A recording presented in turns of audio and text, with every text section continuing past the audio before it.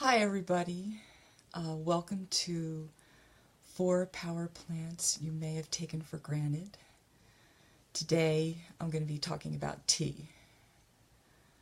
So I'm just going to give a few minutes for anyone who might be watching the live stream to get comfortable.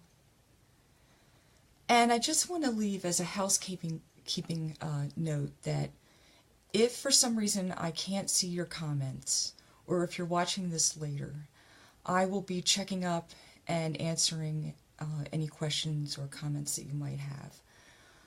Also, I will be adding in the pinned post, I will be adding a link in the comments section for how you can sign up to get a replay of this emailed to you along with a spiritual practice for each plant. So, I think I'm going to just see if anybody's here. Yeah, sometimes it's hard for me to see comments, so I'll just start out with just take a deep breath.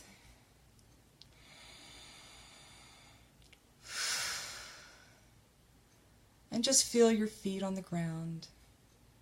Feel the soles of your feet touching the earth through the floor. Connecting down, about a foot below your feet into the earth, where you have an energy center that connects to nature. And feel that energizing you. And then down, all the way to the heart of Earth,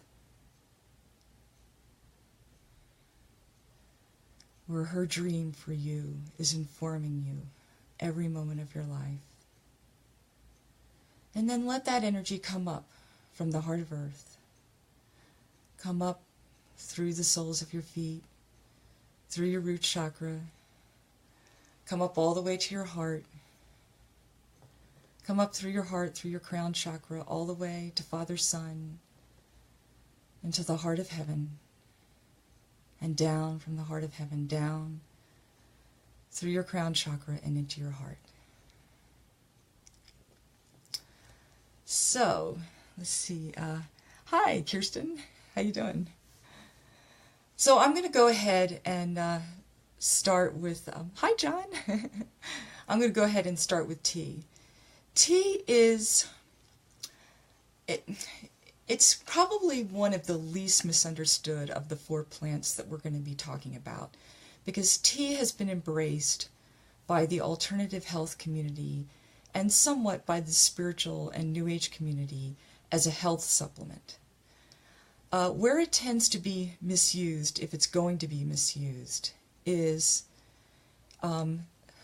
matcha, which is a powdered green tea, which has been ground up, has been made into a supplement that can be added to smoothies and things like that. And sometimes people overdo it there.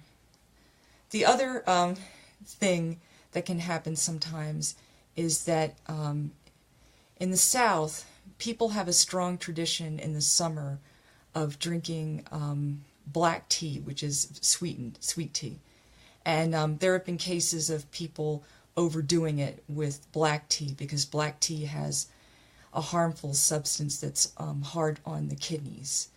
And so because of the caffeine, it can also be dehydrating. So there have been cases of tea dependency, but there are fewer cases than there are with, let's say, coffee or even chocolate, and certainly not as many as there are with tobacco. So today what I'm going to talk about is understanding the history of tea and the way tea has been used in its parent cultures as a gateway to understanding plant medicine in general. So, because tea is a wonderful, very reflective type of plant, and when taken, it can actually be a gateway to other plants, as can all the power plants that we're talking about. And really what we're wanting is a greater connection with all plants. We want to be able to learn more easily from the plant kingdom. So, um, tea begins as a wild plant, probably in the mountains in the Himalayas, and maybe some other places. There's a couple of theories that there were actually two plants that became the two different types of tea. And basically, the first evidence is that it's used as a food. So you have cases of like the Mongols adding tea leaves to their soup, like as a vegetable. Or you have some people steaming it and smoking it or rolling it into balls and then eating it. Or you have other cases of people using tea for wounds, like as a wound care. And in fact, there's even been cases of monkeys have been reported to have been observed using tea leaves to heal their wounds. The only experience I've had with using tea externally is a tea bag, if it's wet with hot water, makes an excellent poultice for a bee or wasp sting. And a friend of my partner's suggested that I do that one time when I was stung, and it was very effective. So you can see right away that tea is an herb. And then tea winds up coming to China, where it becomes like a cult. During the Tang Dynasty is really when you start seeing people writing poems to tea. There's an entire book written called The Tea Classic, which is an amazing book that has been translated into English and that I really have enjoyed reading. Tea was thought of as an elixir of youth.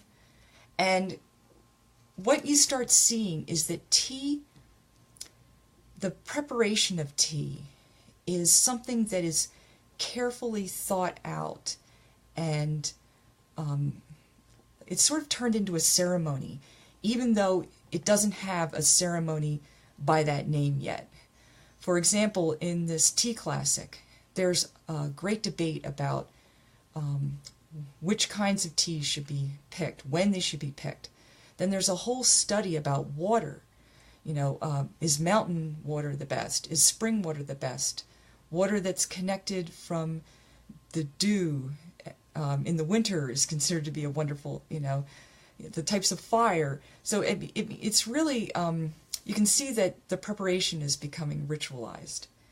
And it's also obviously thought of as having wonderful health benefits. But the other thing that starts to happen with tea in China is that tea begins to get a reputation as not only something that enhances social interactions, but something that leads to greater clarity and problem solving. So what happens is you have a group of people that have been invited for some kind of meeting in this period in Chinese history. It was believed that if everybody drank tea, the conversation would go much better and a solution to the problem would be discovered. So tea is already being sort of looked at as a magical substance. Then what happens is that Buddhism comes to China. And the earliest Buddhists are Chan Buddhists, which eventually is going to become Zen. And basically, some of these monasteries become associated with certain types of tea production, growing, and eventually even a type of minor ceremony where there is a sort of ritualized process of a tea chief who is one of the monks, someone who beats the tea drum, which gathers people to the Dharma hall, and then the tea-serving monk, whose job it is to serve everybody. And this is the first time that I ran across people leaving tea as offerings to the Buddha. And one of the things that's interesting about the next three power plants, tea, tobacco, and cacao, is that they all have a reputation as offerings, which I'll get into later. So you can see that in China, there's an idea that tea is not only a vegetable, it's not only a helpful herb, but it's starting to become a power plant that leads to greater consciousness and maybe even the beginning of, well, definitely clarity of mind, but maybe even the beginning of mindfulness. So let me just see if there's any comments or questions. Hi, Jacqueline. Hi, Rebecca. Yeah, just let me know if this makes sense to you or if you have any questions. And if not, I'm just going to keep going. So, what's exciting about tea is when tea comes to Japan. The first thing that happens is the Chinese had introduced a preparation of tea by basically taking, I think it's very young leaves, which are considered like the sort of premium ones. So they're very high quality, grinding them up and making them into a powder, which the Chinese called matcha. So once the Japanese called matcha. So once the Japanese have this matcha,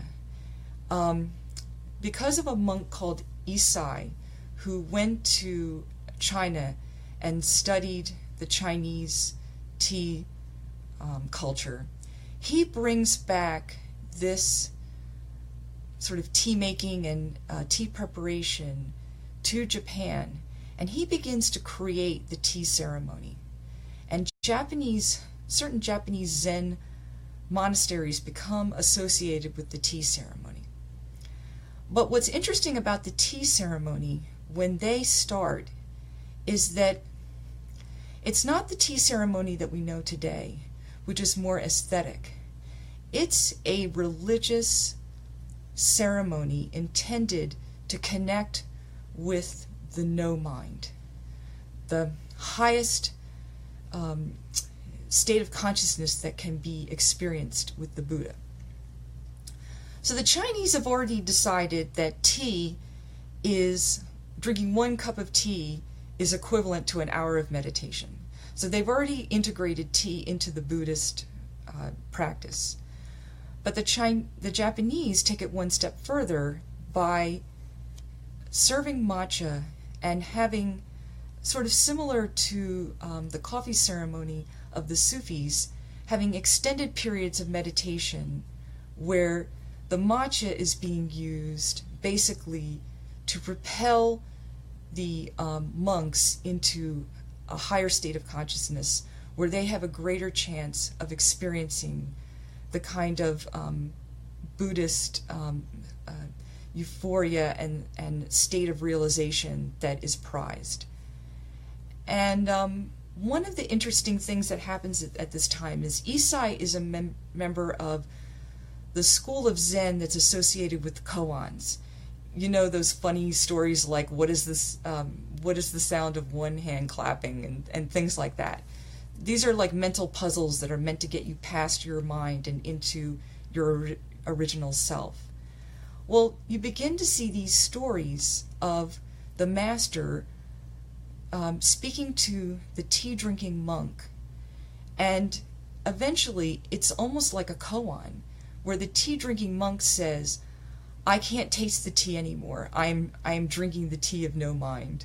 And so that becomes like the highest state of tea drinking. And some of the tea researchers think that the matcha at this point was being used in a similar way that like ayahuasca or peyote would be used by shamans, so that it truly was being used as a power plant. So I'm going to take a minute and see if there are any questions. If it was offered to the Buddha, I can see why it was a sign of mindfulness. Didn't know that. Yes, I mean, what's interesting is, and I'll get into this a little later, there must have been some connection with tea, not only being a healthy herb, but also having some kind of psychotropic effect, because you see it as offerings in multiple cultures. And it's just interesting that usually offerings have a reason for existing, sort of a magical reason for existing. So this is a little bit of speculation on my part, but when I talk about the offerings a little later, you'll probably see where I'm going with this. And wish I didn't have to leave. Wonderful webinar. Well, thank you for being here. So then you have sort of established in Japanese elite society, and this is where you the tea ceremony that we know of today.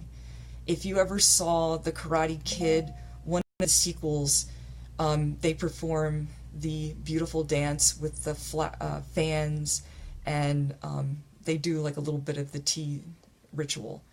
And the tea ritual is very involved, but it's meant to take you out of ordinary concerns and to introduce a state of consciousness where you see the simplicity, beauty, and just the values of, living a mindful life.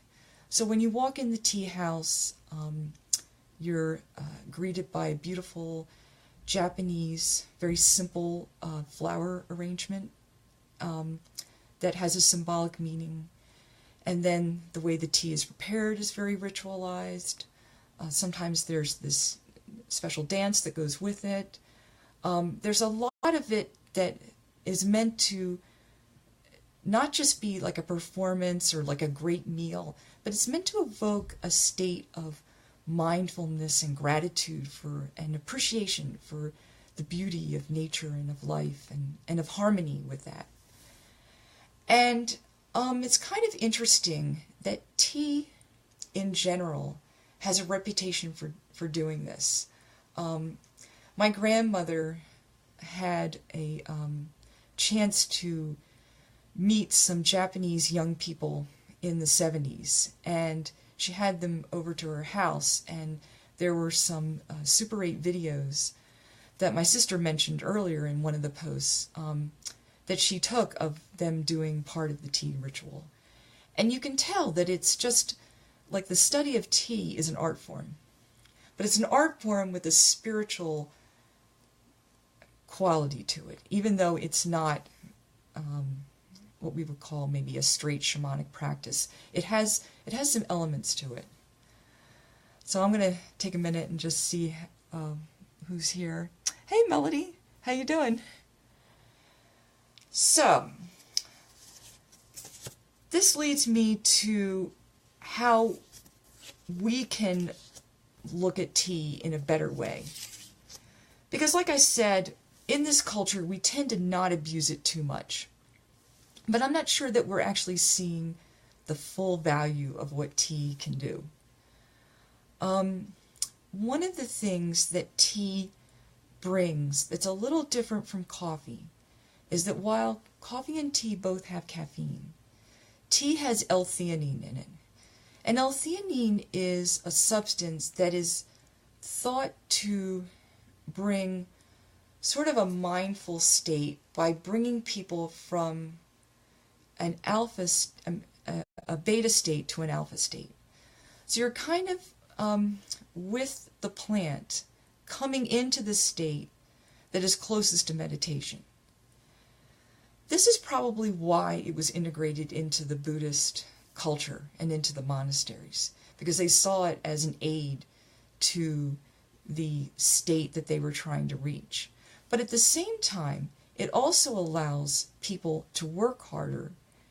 It allows greater coordination with the muscles, and it also allows greater mental clarity in terms of focus. So you can see how tea would be thought of to have a great deal of benefit. And for me, the way I've seen tea prepared that impressed me the most is the way my teacher taught me, who spent a lot of time with Asian people. And in this process, when you look at an Asian teapot, it usually has very small cups that go with it, like the cups are maybe that big. They're just not that big. And you could maybe each time you have a pot of tea, you can have maybe a couple of cups, very small, or you can share it with, family members.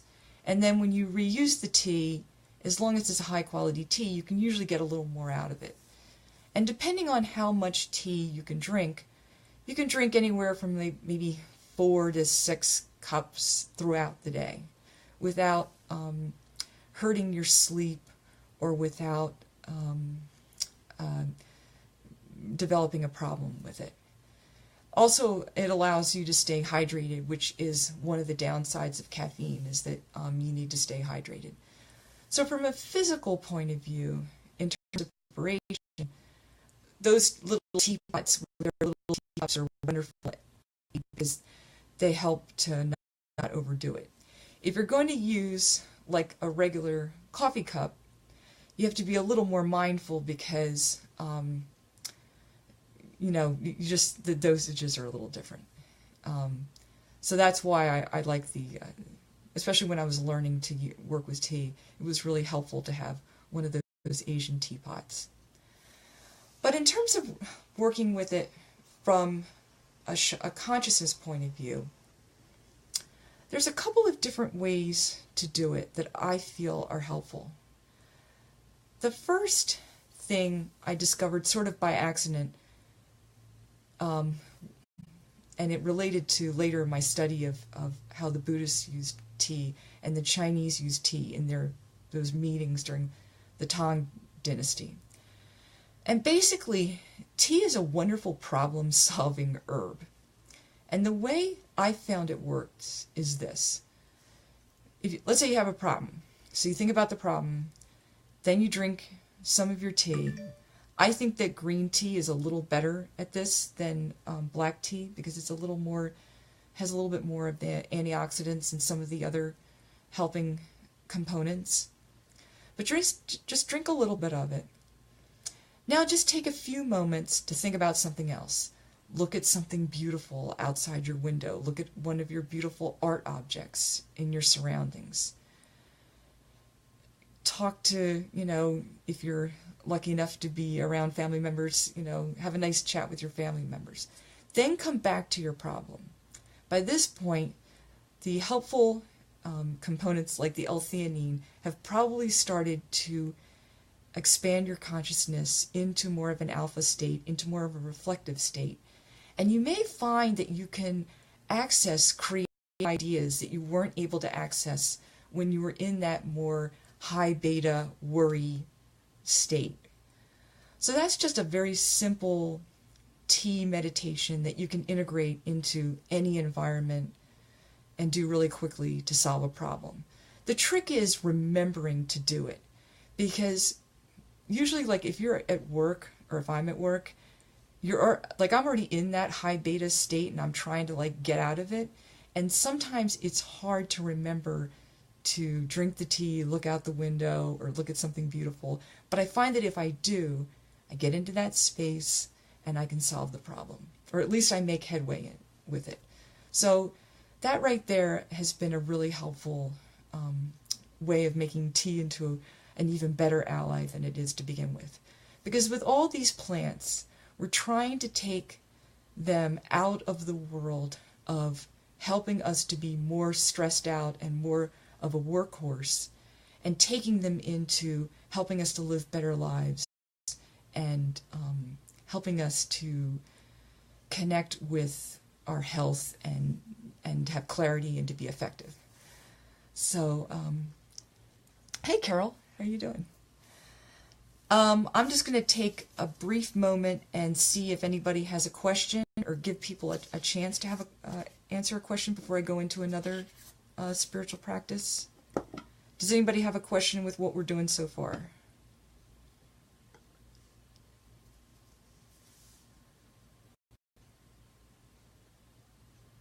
Okay, well, it looks like nobody has anything right now. So, in terms of working with tea, drinking the tea is the meditation, if you do it mindfully. But that is a that's a very big goal to get to. So the practice that I'm sending out today with the replay is something called the green breath. Now this is not associated with tea at all, but it's a very simple practice created by Pam Montgomery, who's a plant spirit healer. And it's just a way to work with breathing and with a plant, and just using the tea to facilitate greater connection with the spiritual energies of a plant, so that it's easier when you're not drinking the tea to do this practice. Because each of these power plants has a gateway, as I mentioned before, to learning about the plant kingdom in general. And also I will be posting a link in that email with the it's basically a very, very simple morning tea ceremony that you can do for yourself that I posted also in the event page. It's just a way to integrate a little more ritual into your tea drinking. Because one of the things that people have noticed, anthropologists have noticed about tea, and this is, I think, one of its most important traits, is that not only is it a healing plant, but in every culture that tea has touched, tea has created a time-out ceremony in that culture. So that even though the English may not have known about the Japanese tea ceremony, high tea and taking a break to drink tea became integrated into the culture. And cultural anthropologists have actually noticed that British culture changed. And it's the same with the other European cultures, and even in America. When I've gone to tea houses, people who really love tea are fanatical about preparation, the quality of the water, the quality of the tea. It really lends itself to that kind of devotion. So these two practices that I'll be emailing you are just a way to work with the spirit of the tea so that you can get to know it and create greater harmony. Because short of actually being around tea, a tea plant, which once, they're really, that's really, drinking the tea and communing with it in meditation or in some spiritual way or in some ceremonial way is, I found, the absolute best way to connect with it, with its full benefits. So let me see if there's any questions. Hey, Christina.